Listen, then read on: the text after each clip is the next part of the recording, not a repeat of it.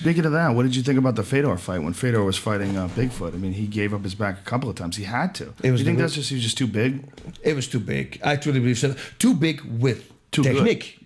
Good, too big and The too combination, skilled. yeah. And then being 60 pounds heavier, or that's a big difference, man. I always said I wanted weight class 205, 235. Yeah, I agree. I agree. Right? Yeah, I agree. It's too big of a leap. Yeah, those big giant guys that are cutting weight to get down to 265, that's a huge percentage. Of They your said that body, he was 290 the next day. I said, how could you gain 25 pounds? His fucking head looks like it's 290. Right? That guy's big. Yeah, it's big. When he got on top of Fedor and mounted him, you see how wide his back is? You're like, that's a giant person, man. He got stomped by a Bigfoot, but you can see the footprint still on his back.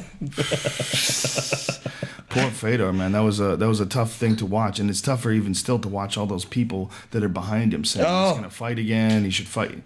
No. The people booing when they don't let the fight continue. I say, his eye is closed. And he can't see anything coming from the left, At all. Yeah. Unreal. It was going to be the same thing anyway. He's going to get taken down and smashed. That was it. Is it hard watching a guy like that? You mean you watched him enter into Very hard. pride and then see him get beat down like Very that? hard, yeah. That does something to you. That you get emotional. I do get emotional from that. It's a crazy thing, right? But in this game, in the game of fighting, we're going to see it no matter what. I mean, I was there for Chuck Liddell's debut. I was there, for Hector Gonzalez, I think was the guy's name he fought. I forget the guy's name he fought. I was there for that. Noe Gonzalez, maybe. I was there for that fight, and then to get to see him, all the way to the end, to the Rich Franklin fight. It's like, wow.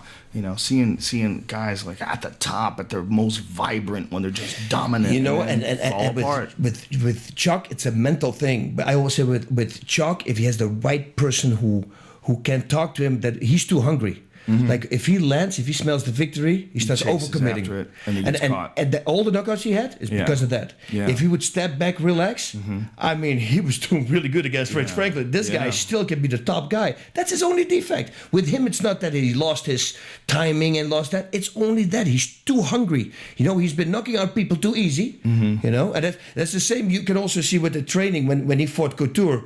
That when he trains, he puts everybody backwards. And then suddenly when Couture came and started pushing him backwards, that was like, whoa. Now what? He never was there. Right. That fight made him again way better after that. It made him a better counter striker. Oh, man. Yeah, he learned how to fire him off as he was moving backwards. One of my favorite guys still. He was amazing. Yeah. But he also lost the ability to take a punch. I mean, if you go back and watch his first fights, like you ever watch the Pele fight? Oh, my God, yeah, that was crazy. That was a WVC, right? Yeah.